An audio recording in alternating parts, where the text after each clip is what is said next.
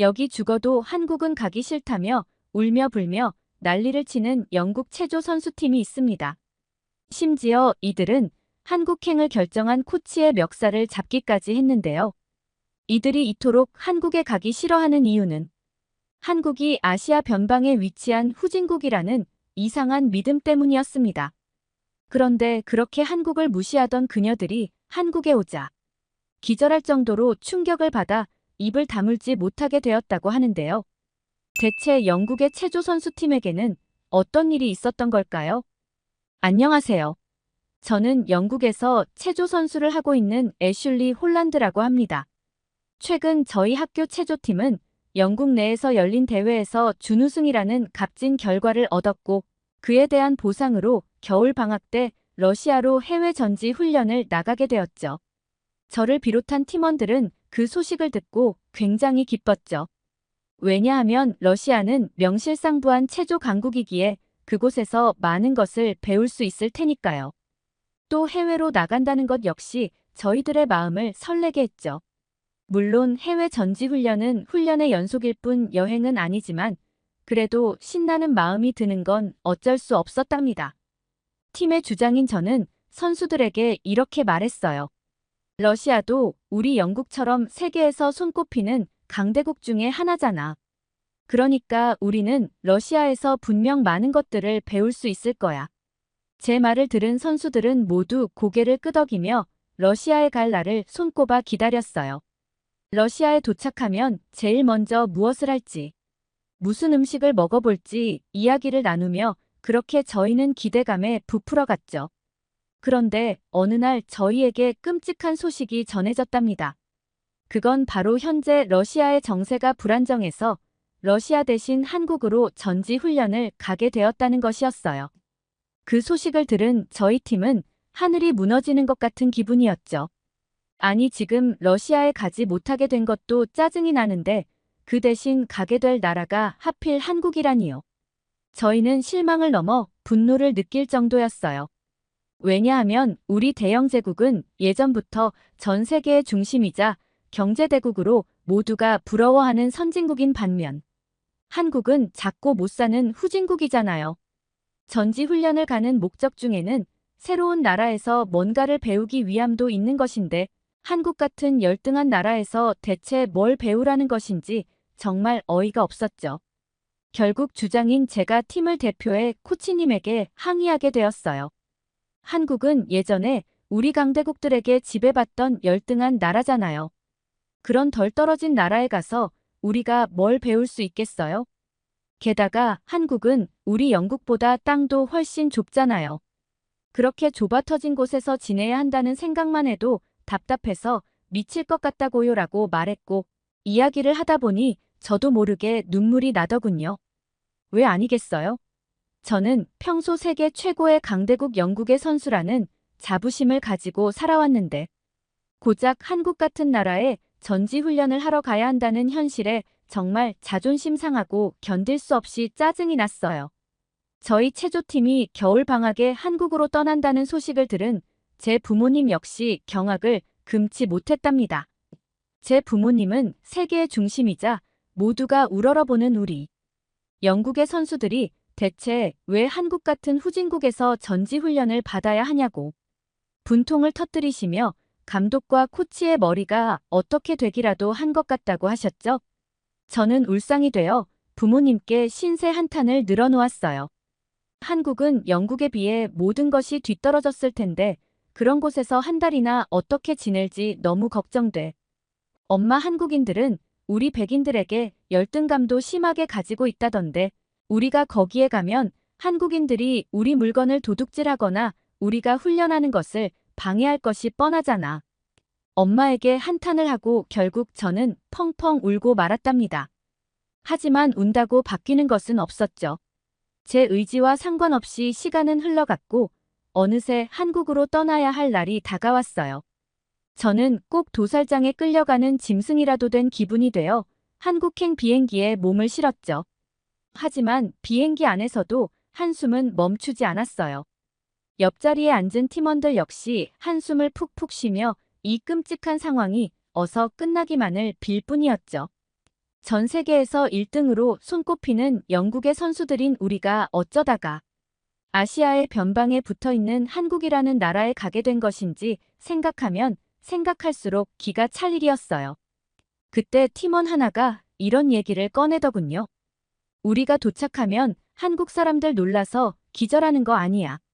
그런 가난하고 열등한 나라에 사는 사람들이 살면서 우리 같은 선진국 국민들을 만나본 적이나 있겠어. 그런 얘기를 나누며 저희 팀원들은 한국을 한껏 비웃었고 그러다 보니 어느새 비행기에서 내릴 시간이 되었어요. 저는 당장이라도 다시 영국으로 돌아가고 싶은 마음을 억누르며 떨어지지 않는 발걸음을 옮겨 비행기에서 내려야 했죠. 그런데 바로 그 순간 저는 온몸에 소름이 돋아나기 시작했어요. 저는 후진국의 공항답게 인천공항이 꾀죄죄하고 허름할 것이라고 예상했거든요. 그런데 인천공항은 제가 예상했던 것과 전혀 다른 모습이었어요. 우선 입국 심사 과정이 충격적일 정도로 신속하게 진행되었는데 하나부터 10까지 공항의 직원들이 수기로 수속을 밟아주는 영국의 공항과 달리 한국은 우주항공기에나 설치되어 있을 것 같이 생긴 최첨단 기계가 그 역할을 대신하고 있었어요. QR코드 스캔 한 번이면 모든 절차가 간편하게 끝나더군요. 그 속도가 너무 빨라서 저는 제 입국 심사가 끝난 줄도 모르고 계속 같은 자리에 서 있다가 직원의 재촉을 받은 후에야 입국 심사장을 빠져나왔답니다. 게다가 인천공항에서 마주친 한국인들은 우리 영국인들을 보고 질투를 하기는커녕 부러워하는 것 같지도 않아 보였어요. 저는 후진국 한국인들이 우리 럭셔리한 영국인들을 보고 열등감에 사로잡힐 것이라 예상했는데 실상은 전혀 달랐죠. 공항에 지나다니는 한국인들은 모두 반짝반짝 빛나는 피부와 머릿결을 가지고 있었고 언뜻 봐도 값 비싸 보이는 옷과 신발을 착용하고 있었어요. 무엇보다 놀란 것은 한국인들에게서 비누 냄새 같은 것이 났다는 점인데 전 이 부분에서 굉장히 충격을 받았어요. 저는 한국은 가난한 소국이니까 한국인들의 모습이 꾀죄죄할 것이라고 생각했거든요. 하지만 그건 제 착각에 불과했던 거죠. 저는 고개를 숙여 제 몸의 냄새를 맡아보았어요. 씻은 지 3일이 지나서인지 역시나 냄새가 나더군요. 순간 저는 참을 수 없는 부끄러움을 느꼈어요. 아름답고 깨끗한 외모를 가진 한국인들과 굳이 매일 샤워를 해야 할 필요는 없다는 생각을 가진 우리 영국인들이 너무 비교가 되었기 때문이죠. 영국에 있을 때는 제가 더럽다는 생각을 해본 적이 없었는데 한국인들 사이에 있게 되자 괜히 주눅이 들고 당장이라도 어딘가에 숨고 싶다는 생각이 들었습니다. 주변을 둘러보니 팀원들 역시 저와 비슷한 생각을 하고 있는 것인지 고개를 푹 숙이고 있었어요. 몇몇 팀원들은 코를 끙끙거리며 자신의 겨드랑이 악취를 체크하고 있기도 했죠. 방금 전 비행기 안에서만 해도 한국인들이 우리를 보면 부러워서 미치려고 할 것이다. 라며 큰 소리를 땅땅 치던 우리들이었는데 이건 전혀 예상하지 못한 일이었어요. 그렇게 저와 팀원들은 묘한 감정을 느끼며 한 달 동안 지내게 될 숙소로 향했어요. 저희는 송도라는 도시에서 지내기로 했는데 사실 저는 그것도 마음에 들지 않았답니다. 아무리 후진국이라고 해도 수도는 발달되어 있는 법이니 저는 서울에서 지내고 싶었죠. 후진국의 지방 도시라니 안 봐도 인프라가 제대로 갖춰져 있지 않을 게 뻔하잖아요. 저는 냄새나고 더러운 도로와 다 쓰러져가는 숙소를 상상하며 제 앞날을 걱정했죠. 그런데 송도에 가까워질수록 차창 밖으로 보이는 최첨단 미래 도시의 모습에 저는 입을 떡 벌려야 했습니다. 송도에는 하늘을 찌르기라도 할 듯 높이 솟아있는 건물들이 즐비해 있었고 깨끗하고 넓은 도로에는 비싸 보이는 외제차들이 줄지어 늘어서 있었어요. 제가 상상했던 오물과 노숙자들이 가득한 거리는 눈을 씻고 찾아보아도 보이지 않았죠. 무엇보다 이렇게 번화한 도시에서 악취가 나지 않는다는 것이 놀라웠어요. 영국을 비롯한 유럽의 모든 국가들은 공항에 도착하는 순간부터 특유의 악취가 나거든요. 전 여태까지 그게 당연하다고 생각했어요.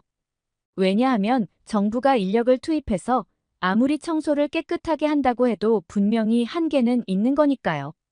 아무리 치워도 쓰레기는 즉시 다시 생기기 마련이고요. 그러니까 도시에서 나는 냄새는 인간이 어쩔 수 없는 일이라고 생각했는데 한국은 다르더군요. 한국에서는 악취는커녕 쾌적함만이 느껴질 뿐이었어요. 어떻게 된 거지? 이건 내가 알던 한국이랑 너무 다르잖아. 꼭 한국이 우리 영국보다 더 부유한 나라 같은데. 설마 에이 진짜 이건 말도 안 돼. 저는 불쑥 떠오른 불안감을 애써 지우며 준비된 숙소로 들어갔어요. 그리고 이곳에서는 다음 충격이 저를 기다리고 있었죠. 우선 숙소의 지하에 있는 수영장을 구경하러 갔는데 한국의 수영장은 영국의 수영장과 질적으로 다르더군요. 부끄러운 이야기지만 영국인들은 머리를 잘 감지 않아서 아직도 머리에 이를 가지고 있는 경우가 많아요. 그래서 동네 수영장을 가면 물 위에 이들이 둥둥 떠다니고 그 물에 들어가서 놀다 보면 이가 없던 사람도 이에 옮게 되는 일이 부지기수거든요. 물론 그게 청결하지 않다는 것은 저희도 잘 알지만 머리는 이미 일상에 깊이 들어온 일종의 문화 같은 것이라서 딱히 이상하다고 생각해 본 적 없었는데 너무나 깨끗하고 맑은 한국 숙소의 수영장을 보는 순간 저는 왠지 모를 부끄러움에 얼굴이 붉어졌답니다. 동시에 이런 생각도 들었어요. 이렇게 깨끗한 곳에서 청결하게 생활을 하니까 한국인들 피부와 머릿결이 그렇게 좋았던 거구나. 인천공항에서 봤던 한국인들의 매끈한 피부와 머릿결이 다시 떠오르자 저는 얼른 씻어야겠다는 생각이 들었어요. 그렇게 서둘러 화장실에 들어가 물을 트는데 저는 다시 한번 충격을 받았답니다. 지역마다 다르기는 하지만 영국은 상수도 시설이 낡은 곳에서는 녹물이 나오거나 석회가 섞인 물이 나오기도 하거든요. 그런데 한국의 물은 영국의 수돗물처럼 비릿한 냄새도 나지 않을 뿐더러 눈으로 보기에도 맑고 깨끗하더군요. 어떻게 후진국 사람들이 우리 영국인들보다 더 퀄리티 좋은 물을 사용하는 거지. 분명 역사책에서는 우리 영국이 세계 최고라고 했는데 저는 엄청난 혼란스러움을 느끼며 화장실을 빠져나왔어요. 주변을 둘러보자 팀원들도 어리둥절한 표정을 짓고 있더군요. 여태까지 우리는 영국이 세계 최고의 1등 국가이고 한국은 우리 발 아래 놓인 열등한 나라라고 믿었는데 직접 눈으로 보고 겪은 한국은 최첨단 기술을 보유함은 물론 생활 환경까지 우수한 나라였으니 놀랄 수밖에요. 하지만 이제 그만 충격에서 벗어날 때였어요. 저녁을 먹을 시간이었거든요. 식당으로 이동하며 저와 팀원들은 한식에 대해 이야기를 나누었어요. 그런데 아니나 다를까 팀원 중 한 명이 영국 음식과 한식을 비교하는 말을 하기 시작하더군요. 한국 음식 엄청 수준 낮을 것 같아 예전에 TV에서 봤는데 한국은 옛날부터 중국 문화의 영향을 많이 받았대. 그런 따라쟁이들이 만든 음식이 맛이 있을 리가 없잖아. 분명 한식은 조잡하고 형편없을 것이 분명해. 그 말에 다른 팀원들도 동조했고 결국 우리는 일단 식당에 가보기는 하되 허접한 수준의 한식이 나오면 손도 대지 말고 그냥 방으로 돌아가자고 약속했죠. 그런데 식당에 들어간 순간 저는 제 눈을 의심해야 했어요. 이곳이 식당인지 아니면 실험실인지 헷갈렸거든요. 그도 그럴게 씻기는 파란 빛이 나오는 살균기에 들어있었고 식판에 음식을 담아주는 사람들은 마스크와 위생장갑, 위생모자까지 완벽하게 갖추고 있었거든요. 한눈에 보아도 한국의 식당은 위생을 중요하게 여긴다는 것을 알 수 있는 모습이었어요. 한국 음식을 먹고 배탈 날 일은 절대로 없겠구나. 저는 그렇게 생각하며 식판을 집어들었답니다. 이어서 푸짐한 식사가 담기기 시작했죠. 시금치 무침과 불고기 콩나물국, 어묵볶음이 주요 메뉴였는데 하나같이 감칠맛이 도는 게 너무 맛있더군요. 팀원들 역시 빠른 속도로 자신의 식판을 비워가기 시작했죠. 방금 전까지만 해도 음식에 손도 대지 말자며 한식을 무시하던 사람들이 맞는지 참으로 우스운 모습이었죠. 그렇게 식사를 마치고 저희는 각자 방에서 휴식 시간을 보내게 되었는데 문득 저는 놀라운 사실 한 가지를 깨달았어요. 그건 바로 속이 더부룩하지 않았다는 것이었죠. 보통 영국에서 저녁 식사를 푸짐하게 하고 나면 음식의 기름기 때문인지 밤에 속이 니글거리거든요. 그런데 한식은 많이 먹었는데도 불구하고 뒷맛이 깔끔하고 속이 개운한 것이 느낌이 아주 좋더군요. 이런 식단이라면 매일 먹어도 질리지 않을 것 같았어요. 그제서야 저는 감독과 코치들이 왜 한국으로 전지훈련을 오자고 했는지 이해하기 시작했죠. 다음 날 저희 팀은 본격적으로 전지훈련에 들어갔어요. 저는 아침으로 한식을 든든하게 챙겨 먹고 열정적으로 훈련에 임했죠. 그런데 열정이 너무 과했던 걸까요? 순간의 실수로 저는 발목에 부상을 입고 말았습니다. 바닥에 착지하는 순간 발목이 접질리며 우드득하는 소리가 났고 저는 바닥을 뒹굴며 비명을 질렀죠. 놀란 코치들이 서둘러 달려와 제 발목 상태를 체크했고 곧이어 저는 병원에 가게 되었어요. 한국의 병원으로 향하며 저는 절망스러운 감정을 감출 수 없었답니다. 발목이 다친 것도 서러운 일이었지만 그것보다는 한국 같은 후진국의 병원에서 치료를 받아야 한다는 사실이 너무 싫었어요. 물론 어제까지 제가 지켜본 한국은 생각만큼 못 사는 나라가 아니기는 했지만 그래도 저는 한국의 의료기술에 대해 신뢰할 수 없었어요. 혹시라도 한국 병원에서 엉성한 치료를 받다가 감염이라도 되면 어떻게 하나 하는 걱정에 저는 심장이 터질 것만 같았죠. 이대로 선수 생활이 끝날지도 모른다는 두려움도 느껴졌답니다. 그런데 이런 제 걱정은 다 쓸모없는 것이었어요. 한국의 병원은 훌륭한 의료진을 보유하고 있음은 물론 영국에서는 본 적도 없는 최첨단 의료시설을 갖추고 있었거든요. 한국의 의사는 제 발목을 보자마자 엑스레이를 찍고 오라고 했고 저는 그 결과를 토대로 신속하고 정확한 진단을 받은 뒤 치료를 받을 수 있었어요. 저는 다행히 뼈는 다치지 않고 인대만 찢어진 상태였는데 한국에서는 이럴 때 초음파를 이용해 염증 치료를 하더군요. 이런 최신식 치료는 태어나서 지금껏 한 번도 받아본 적이 없어서 저는 꼭 미래 도시에 와 있는 기분이었어요. 초음파 치료를 받으며 문득 이런 생각이 들더군요. 만약 내가 영국에서 발목을 다쳤다면 어땠을까? 지금과 같은 치료를 받을 수 있었을까? 답은 아니오였죠. 영국에서 병원에 가려면 무조건 며칠 전부터 예약을 해야 하기 때문에 이렇게 신속하게 치료를 받을 수 없을 뿐더러 영국의 병원은 한국과 같은 의료시설을 갖추고 있지도 않기 때문이에요. 그런 생각을 하니 저절로 정신이 아찔해져 오며 한국에 오기를 참 잘했다는 생각이 들었답니다. 며칠 후 제 발목은 완전히 회복되었고 저희 선수단은 한국의 고등학교 체조팀과 친선 교류를 하게 되었어요. 저희는 단체로 버스를 타고 한국 체조팀이 있는 고등학교로 향했죠. 잠시 후 버스가 학교의 정문에 다다랐을 때쯤 저희는 걱정을 빙자한 비웃음을 날리기 시작했어요. 한국인들 영어로 기본적인 인사나 할 줄 알까? 당연히 못하겠지. 그러고 보면 우리 영국인들은 참 복도 많아. 세계 공용어가 영어라니 얼마나 편하고 좋아. 저희는 우리 같은 선진국 국민들을 코앞에서 마주하면 한국 체조팀 선수들의 자존심이 박살날 텐데 어쩌나 하는데도 않는 걱정도 했죠. 하지만 잠시 후 자존심이 박살나는 건 한국 선수들이 아닌 우리 영국 선수들이었어요. 우선 한국 선수들은 전원이 세련된 외모를 가지고 있음은 물론 부티나는 유니폼을 입고 있더군요. 대체 어떻게 된 일인지 우리 영국 선수들이 입고 온 유니폼은 디자인부터 퀄리티까지 한국 선수들이 입은 옷과 비교 대상조차 되지 못할 정도였어요. 저희 영국 선수단은 서로의 얼굴을 바라보며 혼란스러워했죠. 우리 영국은 버버리라는 명품 의류 브랜드를 가지고 있을 만큼 옷 디자인과 면류의 퀄리티가 상당하다고 자부하거든요.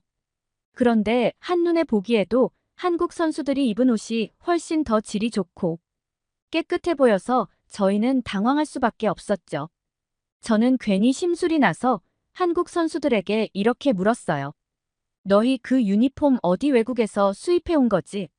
그러자 한국 선수들은 놀랐는지 눈을 동그랗게 뜨며 이렇게 대답하더군요.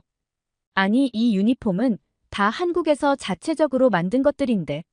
저는 이 한국 학생이 제게 꿀리고 싶지 않아서 괜히 허세를 부리며 거짓말을 하는 것이라 생각했어요. 하지만 그의 말은 사실이었죠. 제가 그의 말을 믿지 않는 눈치이자 그는 인터넷을 검색해서 한국의 높은 면 생산 기술에 대한 기사를 제게 보여주었어요. 그 기사를 읽어보니 한국인들은 손재주가 워낙 좋아서 질 좋은 면을 생산하는 기술이 있다고 하더군요. 정리하자면 한국이 영국에 비해 수준 떨어지는 옷을 만들어낸다는 것은 영국인들의 착각에 불과했다는 것이죠. 게다가 이 사실을 증명하기 위해 한국 선수가 이용한 한국의 인터넷 속도와 이 모든 것을 인상 한번 찌푸리지 않고 설명한 그의 훌륭한 매너에 저는 백기를 들 수밖에 없었답니다. 또 한국 선수들은 저희에게 유창한 영어로 말을 걸어왔는데 그들이 영어로 말하는 속도며 발음까지 원어민들과 흡사한 수준이어서 저는 까무러치게 놀랐어요. 한국이 영국과 바로 옆에 붙어있는 나라도 아닌데 한국의 어린 선수들이 이렇게나 영어를 잘한다는 것은 한국의 교육 수준이 매우 뛰어나다는 것을 의미하는 것이었으니까요. 여러모로 저희와 비교되는 한국 선수들을 보며 저는 한국인들이 높은 수준을 갖추고 있음을 인정할 수밖에 없었어요. 한국 선수들은 저희에게 간식을 사 먹으러 가자고 제안했어요. 그렇게 저희는 한국 선수들을 따라 학교 근처의 가게로 향했죠. 그런데 이 가게는 무인으로 운영되는 것이 아니겠어요? 한국 선수들은 이게 너무나 익숙한 일인 듯 과자와 아이스크림을 집어들고 키오스크로 가서 계산을 하기 시작했어요. 저와 영국 팀원들은 너무 놀라 입을 떡 벌리고 말았죠. 우선 주인이 없는데도 이 가게의 내부가 깨끗하다는 것이 놀라웠어요. 그건 이 가게에 방문하는 모든 손님들이 이곳에 들어와 질서정연하게 움직였다는 것을 의미하는 것이니까요. 무엇보다 물건을 훔칠 생각은 애초에 하지도 않는다는 듯. 당연하게 자신이 고른 물건값을 계산하는 한국인들의 모습을 보며 저는 감탄할 수밖에 없었어요. 경찰이 지켜보고 있는 것도 아닌데 그런 일이 가능하다니. 만약 영국에서 이런 무인 가게를 연다면 하루 아닌 일시간도 되지 않아서 물건들을 몽땅 도둑 맞고 말 거예요. 그래놓고 아마 영국 사람들은 죄책감도 느끼지 않을 거랍니다. 왜냐하면 영국인들은 그러게 누가 탐나는 물건을 그렇게 무방비하게 둘의 물건 간수를 제대로 하지 않은 사람 잘못이야 이런 사고방식을 가지고 있기 때문이죠. 저는 영국인들과 너무 다른 한국인들의 생활 방식을 보며 놀라움을 감출 수 없었어요. 이쯤 되자 저는 제가 엄청난 오해를 하고 있었음을 인정하지 않을 수 없었죠. 여태까지 저와 영국 팀원들이 생각해온 한국은 가난에 찌들려 사는 거지들이 가득한 허름하고 보잘것없는 나라다라는 생각은 완전히 잘못된 것이라는 걸 깨닫자. 저는 부끄러움에 한국 선수들과 눈을 마주칠 수 없었어요. 동시에 몇몇 팀원들은 현실을 부정하기도 했죠. 유럽에서 보기에 한국은 분명 하찮은 후진국에 불과했는데 이게 대체 어떻게 된 일이지? 유럽에서 온 백인들은 대체로 한국이 유럽에 비해 수준 떨어지는 후진국이라는 오해를 하기는 하더라. 근데 난 그게 정말 잘못된 거라고 생각해. 왜냐하면 나도 전에 유럽에 가봤거든. 그런데 유럽은 한국과 다르게 인터넷도 느리고 음식 배달 문화도 없고 길거리에는 집시들이 떼를 지어다니며 소매치기를 일삼았어. 유럽에 갔던 것은 나에게 좋지 않은 기억으로 남았고 난 앞으로 절대 다시는 유럽에 가지 않을 생각이야. 그러면서 그 한국 선수는 저희에게 안타까운 눈빛을 보내더군요. 그제서야 저는 다른 나라 사람들이 우리 영국을 어떤 시각으로 바라보는지 제대로 알게 되었죠. 또 제가 여태까지 모르던 세상이 존재하고 있었다는 것과 동시에 저는 영국이라는 작은 우물에 사는 아둔하고 멍청한 개구리일 뿐이라는 것을 깨닫게 되었답니다. 이건 마치 세상이 180도 뒤집히는 일과도 같았어요. 제가 생각하던 세계 1위 국가 영국은 사실 존재하지 않는 허상이었다는 것을 알게 된 후 저와 영국 팀원들의 콧대는 완전히 무너져 버렸죠. 결국 저는 제가 한국에 대해 엄청난 오해를 하고 있었던 것과 아까 전 무례하게 행동했던 것에 대해 솔직하게 사과하기로 했답니다. 그동안 말도 안 되는 이유로 한국을 얕잡아보고 무시했던 것. 정말 미안해. 사실 나는 영국에서 잘못된 정보를 보고 들으면서 한국이 작고 가난한 나라라고 생각했었어. 그리고 영국은 세계 최고의 나라라고 믿었지. 하지만 그건 모두 허황된 망상이었어. 내가 직접 겪어본 한국은 환상적일 정도로 멋진 나라야. 한국에 올 수 있었던 것은 나에게 정말 큰 행운이었어. 이어서 다른 영국 팀원들도 내심 한국을 무시해왔음을 인정하며 한국 선수들에게 사과했어요. 그 순간 우리 스스로가 어찌나 바보 같고 한심스럽게 느껴지던지요. 아무리 무지했다고 한들 영국인이 세계 최고라는 망상을 하며 살아온 것은 너무 부끄러웠어요. 그때 한국 선수단이 환하게 웃으며 저희의 손을 잡아주더군요. 그러면서 앞으로 친하게 지내면 되지 않냐며 상냥하게 저희를 위로해 주었어요. 그 순간 저는 더 큰 부끄러움을 느껴야 했죠. 한국인들은 이렇게나 훌륭한 매너를 갖춘 사람들인데 우리 영국인들은 이들에게 수준 떨어지는 후진국의 국민이라며 손가락질이나 해댔었구나 생각했죠. 진정으로 천박하고 질 떨어지는 국민성을 가진 것이 어느 쪽인지 깨달은 저는 부끄러움에 고개를 숙여야 했습니다. 동시에 영국보다 훨씬 작은 영토와 적은 인구수를 가지고도 이렇게나 대단한 선진국이 된 한국이 놀랍기도 부럽기도 했답니다. 그날 이후 저와 영국 팀원들은 한국에서 지내는 하루하루를 감사하게 여기며 전지 훈련에 적극적으로 임했답니다. 한국에서 지내는 시간이 길어질수록 저희 팀원들은 건강해졌고 어느새 한국인들처럼 피부도 뽀얗게 변해가더군요. 왠지 한국의 좋은 기운을 받아서 훈련도 더 잘 되는 기분이었고요. 하지만 즐거움은 오래 지속되지 않았죠. 어느새 한 달이 지나 저희는 영국으로 돌아갈 때가 되었어요. 영국행 비행기에 오르기 전 감독님은 저희에게 마지막 자유시간을 주셨고 저희 영국 선수들은 바쁘게 움직이기 시작했어요. 우선 한국 화장품 가게에 가서 영국 화장품과는 질적으로 다른 한국 화장품들을 잔뜩 구매했죠. 그동안 한국에서 지내면서 한국 화장품을 써본 결과 한국 화장품은 품질이 매우 우수하다는 것을 알게 되었거든요. 한국 사람들은 매일같이 당연하게 이렇게 좋은 제품을 사용할 수 있다니 너무 부러웠어요. 다음으로 저는 한국의 라면들을 구매했답니다. 물론 한국 라면은 제 입에 약간 맵기는 했지만 그래도 은근히 중독되는 매력이 있더군요. 영국에 돌아가서 가족들에게도 맛보여주고 싶은 마음에 저는 다양한 라면들을 골라 담았어요. 영국은 식재료가 다양하지 않은 편인데 한국은 라면 하나에도 순한 맛, 매운맛, 불닭맛 등등 종류가 어찌나 다양한지 고르는 재미가 있었죠.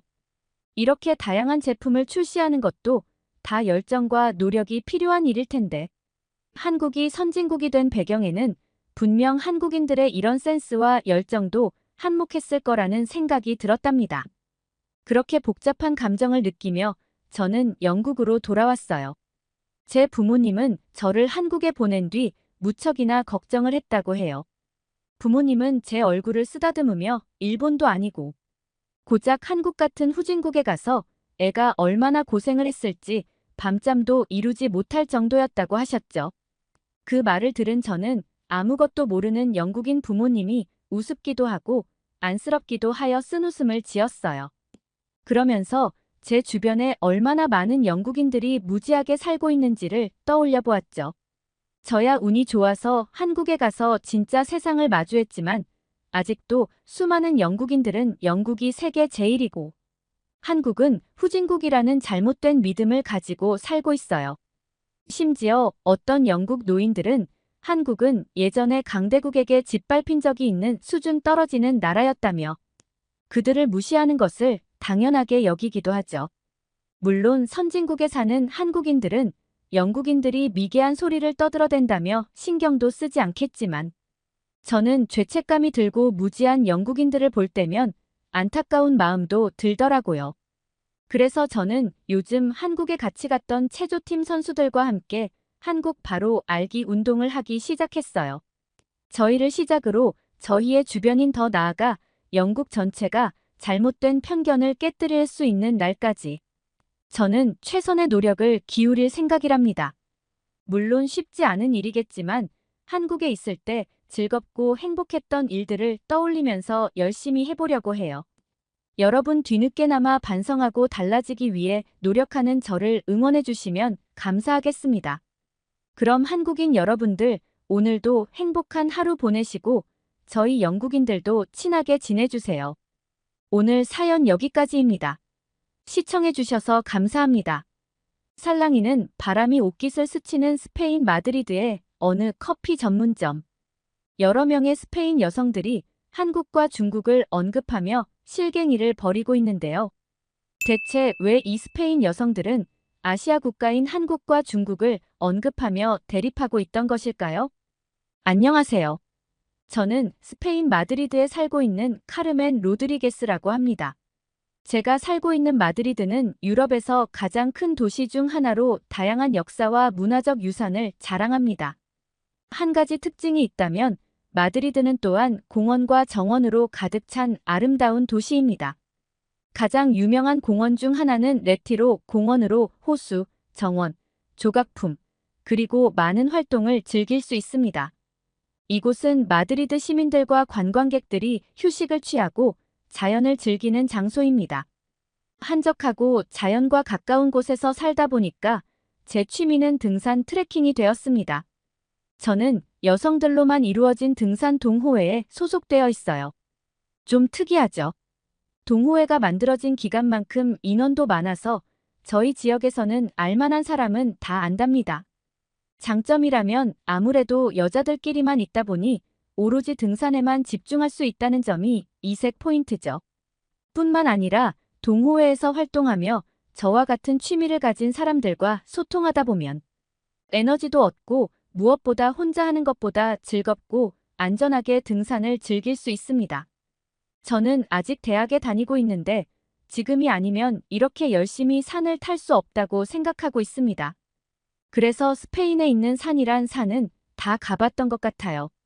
스페인 안달루시아 지역에 있는 무라시엘라 산에도 올라봤고 스페인 그라나다 근처에 위치한 시에라드 후에타도 갔는데 이곳은 자연 경관이 좋아서 등산객들에게 인기가 많았던 곳이기도 했죠. 비행기까지 타고 해외에 있는 산에도 여러 번 갔었습니다. 남들이 보면 겨우 산 하나 타려고 비행기까지 타냐고 할 수도 있겠지만 저는 그 정도로 등산에 진심입니다. 심지어 이게 다가 아니라 블루마운틴과 그랜드 캐년 등 누구나 한 번쯤 가보고 싶어 하는 곳도 저는 몇 번이고 방문했었습니다. 저는 단순히 산을 타는 게 아니에요. 폭포나 강, 동물 등 산이 주는 아름다움 자체를 느끼려고 한 것이죠. 그런데 이렇게 등산을 좋아하는 저도 똑같은 산을 계속 가니까 등산이 조금 지루하게 느껴지더라고요. 그래서 이번엔 한 번도 가보지 못했던 곳을 정해서 해외 등산을 떠나기로 계획했습니다. 저는 저희 동호회에서 저와 생각이 같은 사람들을 모집했는데요. 아무래도 해외로 가는 거다 보니 총 11명의 인원으로 그리 많지는 않은 인원이 모였죠. 그렇게 모인 저희들은 해외까지 나가서 등산을 할 정도로 등산에 진심인 사람들이었기 때문에 그 어느 때보다 열정적으로 등산 계획을 하기 시작했습니다. 등산을 좋아했던 우리가 유독 가보지 못한 곳들은 바로 아시아 쪽에 있는 나라들이었는데요.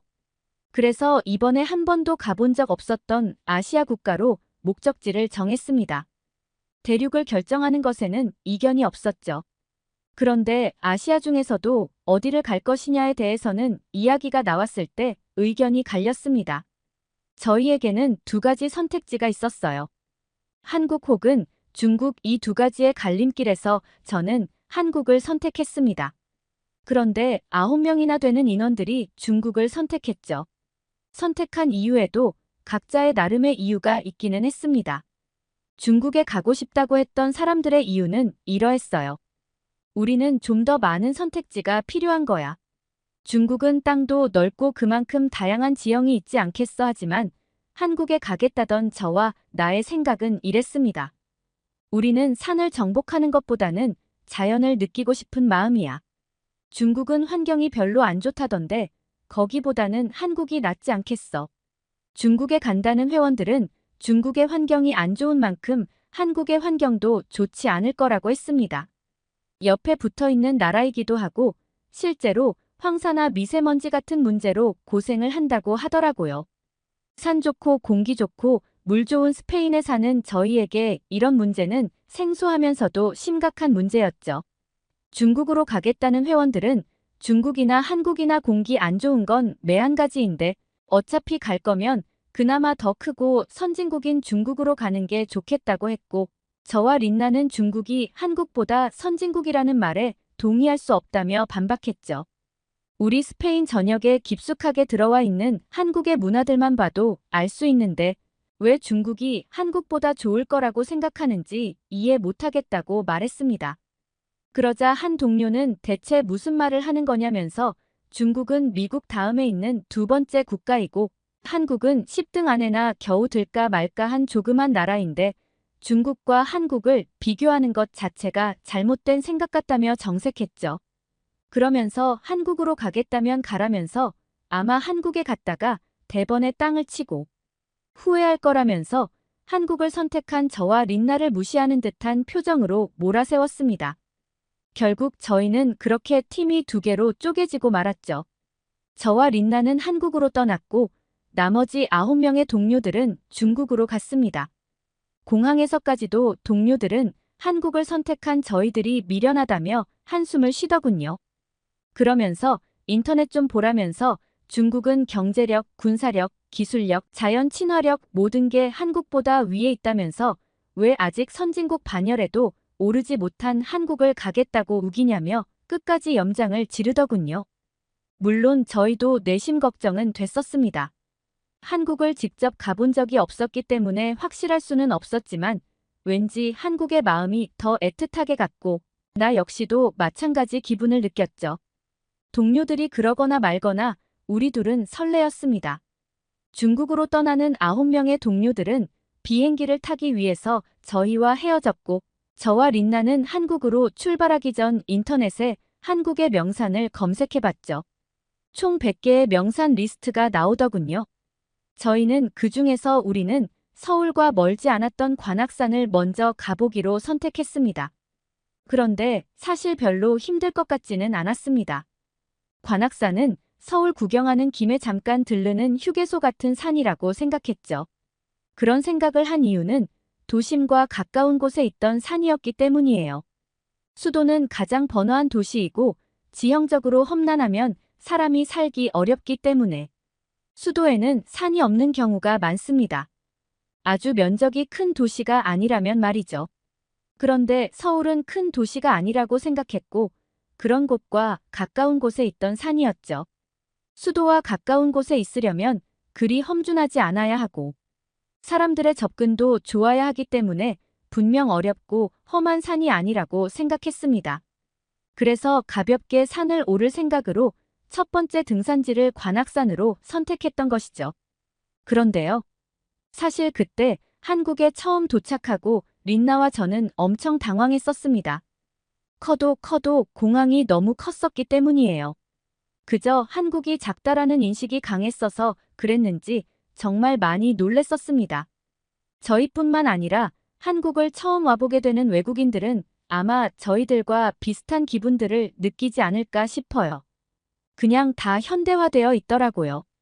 인터넷에서 한국의 인천공항이 세계적으로 손가락에 꼽히는 공항이라더니 정말 대단했죠. 저희는 바로 숙소로 가서 짐을 내려놓고 서울을 잠시 들러 구경했다가 관악산으로 가기로 하고 버스를 타고 서울 도심까지 이동했습니다. 그런데 서울로 가까워지면 가까워질수록 저희는 의아함을 감출 수가 없었어요. 왜냐하면 서울까지 가는 길에 초록빛 풍경이 굉장히 많았거든요. 그것도 수풀로 우거진 산들도 많았습니다. 저기 멀리 보이는 거 설마 산인가?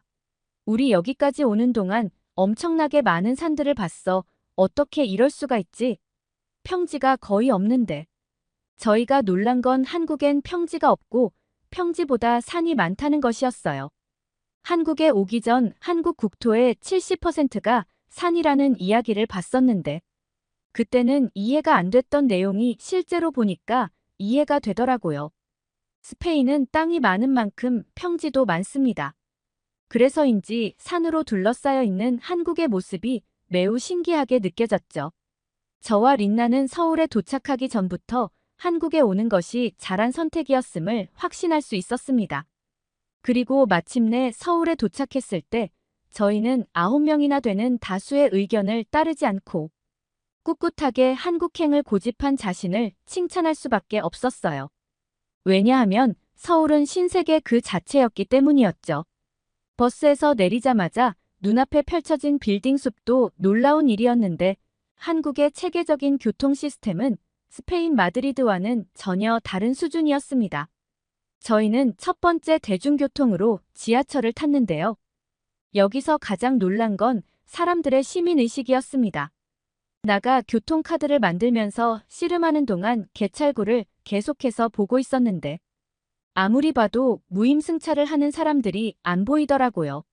모든 사람이 카드를 찍고 지하철을 타는데 한참을 지켜봐도 돈을 안 내고 그냥 타려는 사람들을 볼 수 없어서 놀랐습니다. 그래서 지하철 안에서 무임승차를 잡아내는 사람이 있을 거라고 생각했거든요. 사람이 직접 다니면서 승차권을 확인하고 무임승차가 걸리면 100배의 금액을 벌금으로 낸다든지 뭐 그런 거 말이죠. 제가 왜 이런 생각을 했냐면 마드리드가 이렇기 때문이에요. 그런데 저는 여행하는 내내 검표를 하는 사람을 단 한 번도 보지 못했습니다. 이렇게 엄하게 감독하는 사람이 없어도 질서가 지켜지는 게 얼마나 놀라운 일인지 아시나요? 해외로 등산을 위해 많은 국가들을 가봤지만 이런 나라는 제가 단 한 번도 본 적이 없었어요. 근데 이것뿐만이 아니고 한국 지하철 요금도 놀랍더군요. 저희는 지하철을 타고 꽤나 긴 거리를 이동해야 했거든요. 그래서 당연히 지하철 요금이 2배 이상 더 나올 거라고 생각했습니다. 그런데 지하철을 나오는 개찰구에서 카드를 찍었더니 고작 한국 돈 200원만 더 청구가 된 거예요. 저는 숫자에 오류가 난 줄 알았다니까요.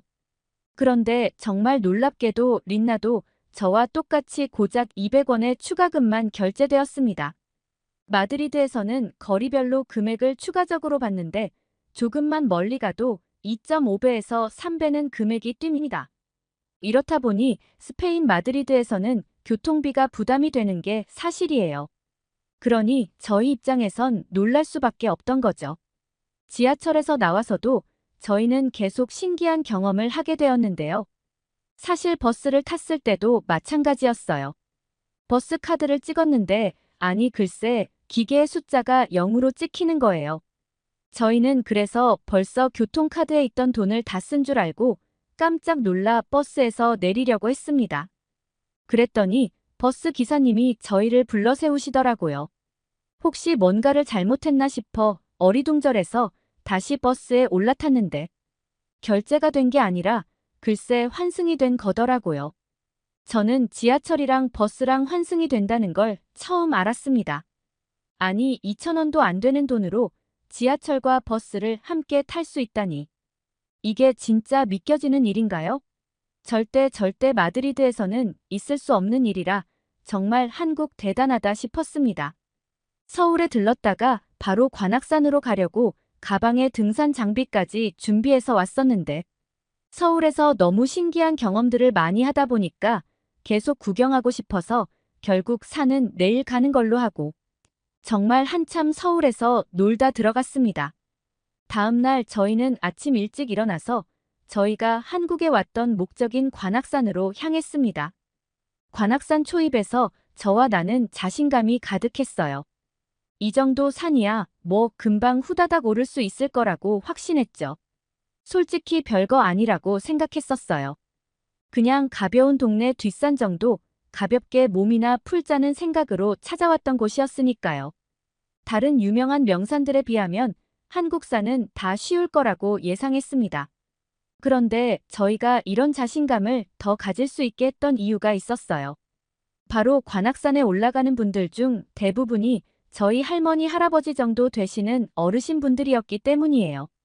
저런 어르신분들도 가벼운 마음으로 산을 오르는데 평소 산에 오르는 걸 취미로 하기도 했었고 또 젊었던 저희들이니 전혀 어려울 것이 없다고 생각했던 거죠.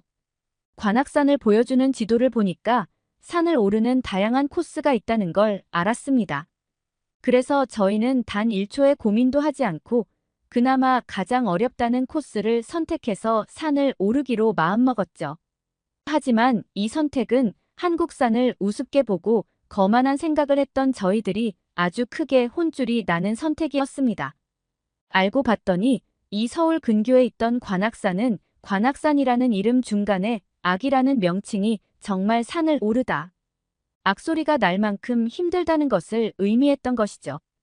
코스만 700개가 있을 정도라는 관악산은 1시간 이내로 다녀올 수 있는 가벼운 코스도 있었고 정말 죽을 만큼 힘든 악소리 나는 무시무시한 코스도 있었던 것입니다. 그걸 알 리 없었던 저희는 무턱대고 서울 근교에 있는 산이니 어렵지 않을 거라고 쉽게 생각했던 것이었죠. 해발 629m의 관악산에서 정말 저와 나는 온몸에 땀을 뻘뻘 흘렸을 만큼 애먹으며 올랐었습니다. 아무리 올라가도 끝이 보이지 않았죠. 그리고 바닥은 또 왜 이리 울퉁불퉁한 건지 관악산을 만만하게 보고 트레킹 운동화도 챙겨오지 않았던 저희는 발바닥을 타고 올라오는 통증을 고스란히 느끼며 산을 올라야 했어요. 숨이 끝까지 차올라서 잠시 쉬어가고 있는데 위에서부터 사람들이 내려오는 거예요. 그분들은 저희와 비슷한 시간에 출발했던 어르신들이었습니다. 저희는 땀을 뻘뻘 흘리고 있는데 그분들은 땀 한 방울 안 난 듯 힘든 기색 없이 오히려 개운한 표정으로 산을 내려오고 계셨죠.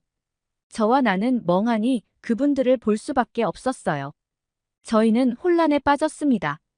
어르신들도 쉽게 오르는 산을 20대 초중반인 우리가 오르지 못하다니. 우리의 체력이 엉망인 건가 라는 생각과 한국 어르신들의 체력이 다른 나라 사람들은 범접조차 할 수 없는 것이라는 생각이 교차되면서 혼란스러웠죠. 저희는 둘 다 정답이라고 결론 내렸습니다. 등산 동호회 출신이라는 자부심과 젊음의 패기로 다시 산을 올라가던 저희는 얼마 지나지 않아 큰 위기에 봉착했습니다. 바로 린나가 발목을 살짝 삔 것이었어요. 린나는 등산화가 아니라 일반 운동화를 신고 있었는데 다리에 힘이 풀리면서 발목이 꺾였습니다. 등산화를 신었다면 신발이 발목을 잡아줬을 테지만 운동화를 신고 왔으니 다치는 건 순식간이었죠. 아주 못 걸을 정도는 아니었지만 가파른 내리막길을 걸어가는 건 힘들었습니다. 어쩌지 하면서 나의 발목을 요리조리 살피고 있는데 등산을 마치고 내려오는 등산객 3명과 마주치게 되었어요. 나이가 되어 보이시던 어르신 여성분들은 가방에서 스프레이 파스 같은 것을 꺼내더니 린나의 발목에 뿌리기 시작했습니다. 그리고 나니 갑자기 어떤 분은 가방에서 압박 붕대를 꺼내시더라고요. 그리고는 아주 능숙한 손길로 린나의 발목을 칭칭 감기 시작했습니다. 저는 무슨 구급대에서 나온 줄 알았습니다. 혹시 이분들 조난당해 본 적 있으신가라는 우스운 생각까지 들었을 정도였죠. 나는 은인분들의 손에 이끌려 무사히 하산할 수 있었습니다. 그러면서 일부는 저에게 오이를 주시더라고요. 갑자기 웬 오이인가 했는데 저는 등산할 때 오이를 먹는 게 수분 보충에 큰 도움이 된다는 걸 처음 알았습니다. 물만 마셨을 때는 쉽게 해소가 안 됐던 갈증이 금방 해소되는 게 너무 신기했어요. 그동안은 동호회 사람들에게서만 등산 꿀팁을 들었었는데 진짜 고수들이 여기 있더라고요. 저는 말은 통하지 않았지만 그분들이 가지고 있는 등산 관련 제품들에 대해 하나하나 물어봤습니다. 손짓, 발짓, 몸짓 다 섞어가며 소통하는데도 얼마나 즐겁던지 언어도 다르고 문화도 다르지만 공통된 관심사 하나만으로도 이렇게 가까워질 수 있다는 게 기뻤어요. 너무 행복한 순간이었습니다. 한국에서 이런 경험들을 할 거라고는 정말 상상하지도 못했었거든요. 그리고 그 어르신분들의 손에 이끌려 산 초입에 있는 식당으로 들어갔는데요. 한국은 산에서 내려오면 이 음식을 먹어야 한다며 어르신분들이 데려간 것이었죠. 한국 등산의 고수분들이 데려간 식당이기 때문에 기대하며 음식을 기다리고 있었습니다. 그런데 저희 앞에 나온 음식을 보고 저와 나는 크게 당황할 수밖에 없었어요. 왜냐하면 웬 다 찌그러진 냄비에 허연 고기가 둥둥 떠 있는데 이게 무슨 음식인가 싶더라고요. 돈 받고 파는 음식이 맞는지 의심스러울 정도로 충격적인 비주얼이었죠. 냄비라도 좋은 걸 쓰면 좋으련만 다 찌그러져서는 말이죠. 어디서 버려진 걸 주워와도 그것보다는 깨끗했을 것 같았습니다. 또 가까이서 보니 하얀 고기는 닭이었어요. 저는 닭을 물에 다 넣은 걸 처음 봤습니다. 모습이 상당히 충격적이었죠. 어떤 맛이 날지 감도 안 잡혔어요.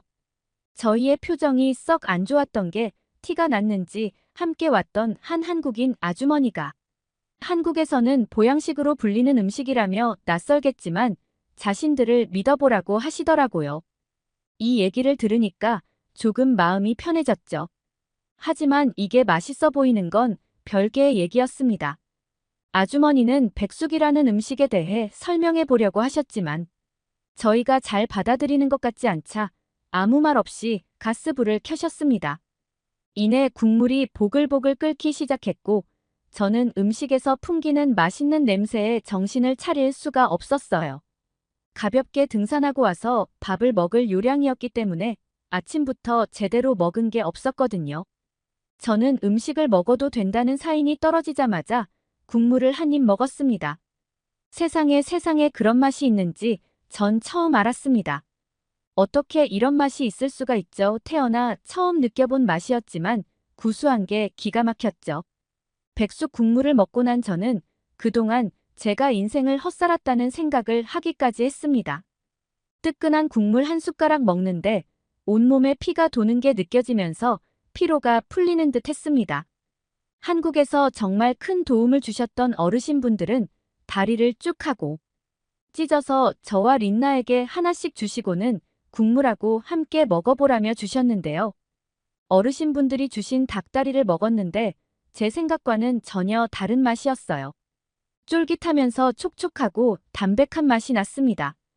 등산을 하고 나면 항상 먹는 게 고민이었는데 이렇게 따뜻하고 담백한 음식이라면 얼마든지 먹어도 되겠더라고요. 그저 산만 오르면 그만이라던 저희들의 등산 개념을 벗어나 한국은 등산을 오르기 전부터 오르는 과정, 등산을 마치고 내려와서 먹는 것까지 이런 문화적 시스템이 완벽하게 갖추어져 있던 나라였습니다. 그것뿐만인가요? 낯선 타국에서 온 저희들을 조건 없이 친절하게 대해주시고 도움까지 주시는 모습에 정말 진정한 어른들은 한국에 있구나 싶었죠. 저와 린나는 저희에게 도움의 손길을 건네주고 맛있는 음식까지 대접해준 아주머니들에게 감사 인사를 전했습니다. 아주머니들은 혹시 도움이 필요하면 연락하라면서 핸드폰 번호까지 주셨어요. 저와는 전혀 다른 인종의 사람인데 잃어버린 제 이모를 찾은 것 같은 애틋한 마음까지 들었습니다. 너무 행복한 순간이었습니다. 산 하나로도 마음을 얼마든지 주고받을 수 있는 나라는 한국이 유일하다는 생각이 들었죠. 그렇게 크게 혼쭐 났었던 관악산을 뒤로하고 숙소로 가는 길 전화가 걸려왔었습니다. 바로 중국으로 떠났던 동료들이었죠. 저는 반갑게 전화를 받았습니다. 그런데 전화를 건 동호회 회원의 목소리는 영 좋지 않았어요. 전화 통화에서 동호회 회원은 한국은 어떻냐고 저희들의 근황을 묻더라고요. 저희는 오늘 저희에게 있었던 일들과 저희가 한국에서 봤던 것을 세세히 이야기했습니다. 그러자 중국에 간 회원들이 하나같이 입을 모아 지금이라도 한국으로 가면 안 되겠냐고 하더라고요. 무슨 이유 때문인지는 와서 얘기해준다고 한 회원들은 그날 짐을 싸서 한국으로 넘어왔습니다. 오랜만에 만난 회원들은 저와 나에게 하소연하며 울분을 토했어요. 아니, 선진국 반열에도 못 들어간 한국이라는 나라에 간다면서 그렇게들 무시하더니 이게 대체 무슨 꼴인지 약간 통쾌한 감도 들더군요. 중국으로 갔던 회원들은 저희들에게 이런 이야기를 들려주었습니다. 우리가 대체 산에 간 건지, 쓰레기를 보러 간 건지 모르겠어. 중국의 유명 산에 갔더니 쓰레기가 천지였다고 합니다. 사람들이 가지고 온 쓰레기들이 그대로 방치되어 있어서 보기도 안 좋았고 음식물 같은 것도 그냥 버려두고 가는 탓에 음식물 썩는 냄새도 났다고 하더라고요.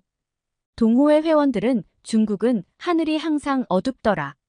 베이징 공항에 내리자마자 하늘이 뿌옇길래 구름이 낀 건가 했는데 그게 미세먼지더라고. 이런 환경인데 산이라고 공기가 좋겠어. 산 위로 올라가면 올라갈수록 숨이 막히는 기분이었어. 동호회 회원들은 그렇게 중국에서 했던 등산이 인생 최악의 등산이었다고 고백했습니다. 기분 좋게 힐링하려고 갔던 산에서 스트레스만 잔뜩 받고 돌아왔다며 부디. 한국은 그러지 않길 바란다고 하더라고요. 한국은 그렇지 않길 바란다니 그 소리를 듣는데 한국 사람도 아닌 제가 좀 기분 나쁘더라고요. 비교할 걸 비교해야 말이죠. 한국은 제가 그동안 가본 여러 국가들 중에서도 손에 꼽히는 국가였는데 말이죠. 저와 나는 코웃음을 쳤습니다. 그리고는 어디 한번 당해보라며 아무 대비도 시키지 않고 회원들을 관악산으로 보냈습니다. 우린 다녀왔으니 가보라고 말이죠. 얼마 뒤 전화가 왔습니다. 다들 힘들어 죽겠는지 말도 제대로 잘 못하더군요. 어때? 관악산에 올라보니 중국과 비슷해라면서 비웃으며 이야기했죠. 저희는 동료들에게 산에서 좀 내려오면 만나는 식당에 있을 테니 그리러 오라고 말하고 전화를 끊었습니다. 저와 린나는 동호회 회원들을 저희가 갔던 백숙집으로 데려갔고 음식을 처음 본 회원들은 다들 저희가 처음 음식을 마주했을 때와 같은 반응이었지만 한 입 먹고 나더니 모두 그릇에 얼굴을 받고 백숙을 먹는데 열중했어요. 동료 회원들은 진작에 중국이 아니라 한국에 올 걸 그랬다고 또다시 하소연을 하더라고요. 중국에서 제대로 먹고 다니지도 못했냐고 웃으면서 질문했는데 진짜 못 먹고 다녔다는 얘기가 돌아왔습니다. 그냥 농담으로 한 말이었는데 말입니다. 그나저나 중국은 요리로 유명한 나라 아닌가요? 비록 등산은 실패했지만 음식은 실패가 없었을 텐데. 저는 대체 무슨 일이 있었던 건지 물었습니다. 사건의 전말은 이러했어요. 팀원들이 갔던 산은 보통 외곽 쪽에 있고 관광객들보다는 현지인들이 오르는 산이었어요. 그곳에서는 외국인을 한 명도 못 봤다고 합니다. 그런데 외곽에 있는 것이기 때문인지 식당마다 위생이 정말 최악이었다고 해요. 먹어봤으면 맛이 있었을 수도 있겠지만 도저히 먹을 수가 없는 위생이라 결국 제대로 한술도 뜨지 못했다고 하더군요. 대충 아무 마트 가서 스파게티 면과 소스를 사다가 섞어 먹는 것밖에 할 수 없었다고 합니다. 그랬던 사람들이 한국에 와서는 백숙을 먹었으니 저는 솔직히 눈물 안 흘린 게 대단하다고 생각했습니다. 저는 중국에서 버린 시간을 아까워하고 있는 회원들에게 이제라도 왔으니 다행이라며 위로했고 저희들은 관악산에서 한번 호되게 당했으니 제대로 준비하고 한국의 여러 산들을 다니기 시작했습니다. 하지만 다리를 다쳤던 나는 저희가 산을 가는 동안 한국에서 병원에 다녀야 했는데요. 제가 정말 놀랐던 건 나의 회복 속도였죠. 린나가 다 나은 과정도 정말 놀라웠습니다. 살짝 삔 거라고는 하지만 이렇게 회복이 빠를 수가 없는데. 린나는 고작 3일 동안 물리치료를 받고 멀쩡하게 걸어 다녔어요. 한국의 의료기술은 정말 상상 이상이더군요. 스페인 마드리드였다면 의사 얼굴도 못 보고 자연 치료했어야 했을 텐데 한국의 의료체계는 수준 높았던 한국의 교통 시스템 체계만큼이나 상당히 높다는 걸 깨닫게 되었습니다. 린나가 치료받는 동안 동료 회원들과 북한산, 청계산, 도봉산까지 다녀왔었는데요. 린나를 두고 멀리 갈 수가 없어서 서울 근교에만 다녀서 아쉽다는 생각이 들더라고요. 나가 무리하지 않는 선에서 등반이 가능하다는 진단을 받았을 때 저와 동료들은 한국에서는 가장 높다던 제주도에 있는 한라산을 가보기로 했습니다. 제주도를 가기 위해서는 비행기를 타야 했죠. 그렇게 도착했던 한국의 제주도는 엄청 이색적인 느낌이었습니다. 서울과는 또 다른 매력이 넘쳤던 곳이었죠.